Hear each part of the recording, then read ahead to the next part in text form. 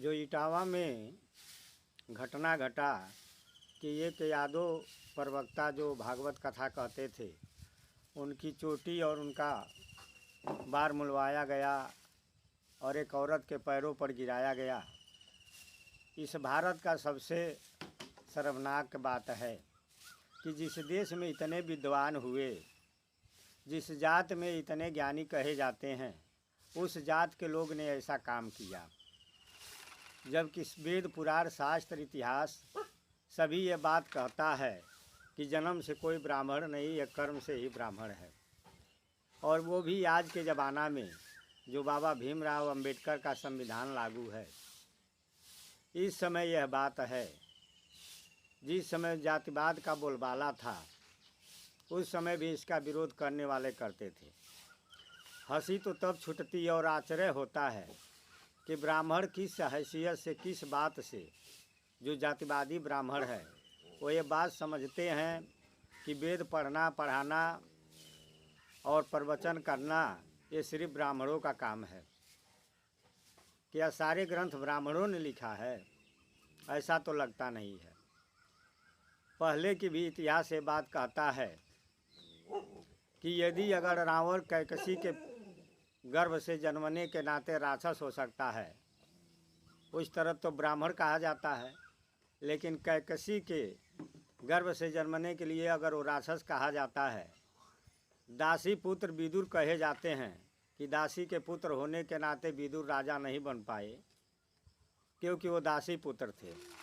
तो अगर माताओं से जुड़ने से ये लोग की जात बदल सकती है, तो जो वेद व्यास जी थे, उन्होंने तो सतवंती से जन्म लिया था और सतवंती निषाद बिरादरी के थी।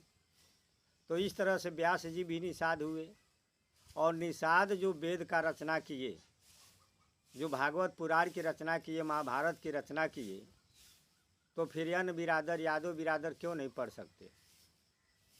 इन बातों से वास्तव में जो जातिवादी पंडितों ने ये काम किया है, वो अपनी गिरी हुई स्थल को वास्तव में धरातल में कर दिए। वो मुंह दिखाने के लायक नहीं रखे अपने आप को, और कहते हैं कि हम विद्वान हैं। किस तरह के विद्वान है? कौन सी ग्रंथ की रचना आपने कर दिया? आप तो सिर्फ ग्रंथों में चोरी किया है, चोरी के अलावा कुछ नहीं किया।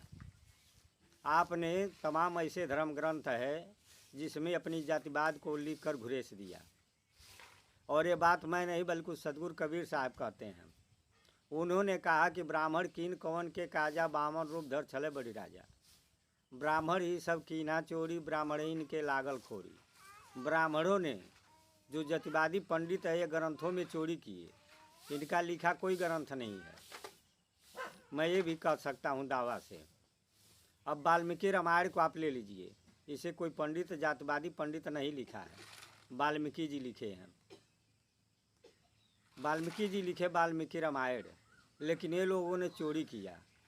चोरी क्या किए कि जो सबूक की हत्या कांड उसमें लिखा गया है, ये ऐसे ब्राह्मणों ने लिख कर डाला और वो टिकड़ा फोड़ा जाता है वाल्मीकि पर।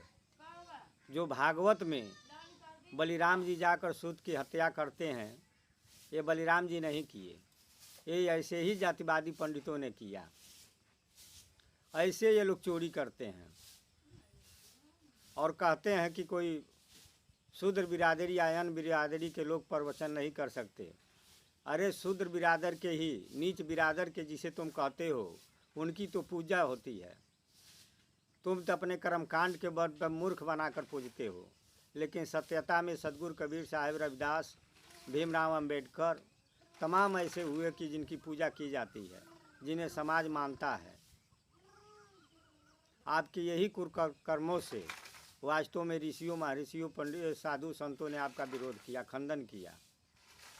और आज इतने दिन के बाद ऐसा कीर्त करते हो कि प्रवचन कोई नहीं कर सकता। क्यों करते हो? जात क्यों नहीं बताए?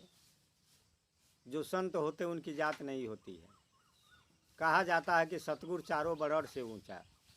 कहते हैं जो सतगुरु होते हैं, जो संत होते हैं, वो चारों बरड़ से ऊंचे होते हैं। और प्रवचन करने का या किताब भागवत कहने का अधिकार तो जो सतगुरु है उन्हीं का है। क्यों कि सद्गुरु का अर्थ होता है जो सदाचारी हो, जो शाकाहारी हो, जिसके अंदर शील हो। ये महाभारत भी कहती है। और तुम लोग सिर्फ जात के नाम पर पुजाना चाहते हो, तो ये चल तो नहीं सकता है, लेकिन तुम अपनी अपनी खुद बेइज्जती करोगे, अपना पाय लगवाओगे, समाज में और थू थू होगा। तुम लोग के साथ साथ अच्छे अच्छे पंडित भी शर्मसार होंगे। और ये शंकराचार्य जी, आदिपीठ शंकराचार्य जी,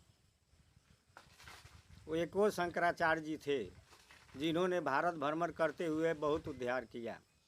और ये हैं, कहते हैं कि उन्हें जात बता देना चाहिए। इतने विद्वान होकर जात, सब जानता है कि जात वर्ण एक झूठा अहंकार है। मनुष्य मनुष्य है, इंसान इंसान है। और इसी बात को सदगुरु कबीर साहब 500 वर्ष बता गए। एक के त्वचा हाल मन मुद्रा, एक रुधिल एक गुद्दा, एक के बूंद से सृष्टि रचलवा, को ब्राह्मण को शूद्रा। है जवाब इस बात का। जनेऊ पहिर जो ब्राह्मण होना नारी का पहरावा, तू जन्म के क्षुद्र पर। जनेऊ पहिर जो ब्राह्मण होना नारी का पहरावा, वो तो जन्म के क्षुद्र परों से तू पंडित क्यों खाया। अपने तो जनेऊ पहनकर ब्राह्मण हो गया, लेकिन नारी तो ऐसे ही रह गई, वो शूद्र ही रह गई। है इस बात का जवाब? नहीं जवाब है। सिर्फ मूर्ख बनाते हो समाज को। और तुम लोग के चलते अच्छे पंडित जो होते हैं वो भी बदनाम होते हैं। सदगुरु अभिलाष साहेब भी पंडित कुल में जन्म लिए, लेकिन महान काम किए। कहीं जात पात का बात नहीं किए, कहीं वो अपने को ये नहीं कहे कि हम ऊँच है जाति के नाम पर। और आप लोग का ऐसी सोच, और यही सोच ले डूबेगा, तुम्हारी बिरादरी को भी डूबेगा। और अगर ऐसा होता रहा तो भारत को भी ले डूबेगा, और आज तक भी ले डूबा है। कितना महान काम हो गया है। पंडित पूजे जाएंगे, पंडित पूजे जाएंगे। लक्ष्मण ने मजाक उड़ाया परशुराम को, खूब पूजे गए। अश्वत्थामा का बाढ़ छिलवाए, वो भी पंडित थे। मणि निकाल लिए, दुर्वासा तीनों लोक में भागे। यही तो रहा। जिस देश में रामचरितमानस गोस्वामी तुलसीदास जी लिखने वाले, तमाम जगह में जातिवाद का पुट लगता है, लेकिन वो लिखते हैं कि कागभूषणी ने कथा कहा है और भगवान शंकर जी ने सुना। एक कौआ चंडाल कथा कह सकता है, और एक इंसान, एक यादव यायन बिरादरी कथा नहीं कर सकते।